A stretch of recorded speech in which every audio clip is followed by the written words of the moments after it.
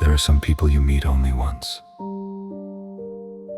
and yet they stay with you longer than anyone else ever could. I didn't understand that before I met her. Back then, I thought love was something loud, something obvious, something that arrives like a storm and leaves just as quickly. But she was not a storm. She was quiet. The kind of quiet you don't notice at first. The kind that slowly fills the room until it becomes everything. I met her on a day that felt like nothing. It wasn't special. It wasn't meaningful. It was just another afternoon that was supposed to pass without leaving anything behind. The sky was pale, almost colorless. The air felt still, like the world had paused for a moment and forgotten to continue. I remember I was sitting by the window, watching people pass without really seeing them. And then she walked in. Not dramatically, not in a way that would make anyone turn their head. But for some reason I did. She didn't look at me. She didn't even notice me. She just moved slowly, like she wasn't in a hurry to be anywhere. And maybe that's what caught me. Everyone else always seemed to be rushing, as if they were afraid of being left behind by something they couldn't name. But she wasn't. She looked like someone who had already accepted something quiet and heavy. And I didn't know why, but I felt it. I felt it in the way she sat down, in the way she placed her hands gently on the table, in the way she looked outside, as if she was searching for something that wasn't there. I told myself it didn't mean anything, that I was just tired, that I was imagining things. But I kept looking at her. Not in a way that made sense, not in a way I could explain, just quietly, like something inside me had decided to stay. Minutes passed, maybe more. Time felt strange around her, slower, softer, like it didn't matter as much anymore. At some point, she noticed me. Not fully, just a small glance. The kind of glance that lasts less than a second. But somehow, it felt longer. And for the first time that day, something shifted. Not outside, inside. It wasn't excitement. It wasn't happiness. It was something much quieter, something closer to recognition. As if I had seen her before. Or maybe, as if I had been waiting for her without knowing it.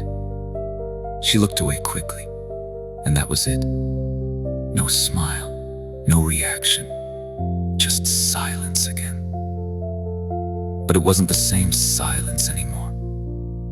It stayed with me. That small moment, that almost nothing. I should have forgotten it. Anyone else would have. But I didn't. I kept thinking about it long after she left. The way the chair felt empty after she stood up. The way the room seemed colder. The way everything returned to normal.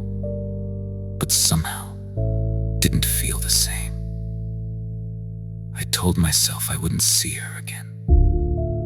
That this was just one of those moments that come and go without meaning. And maybe it was supposed to be that way.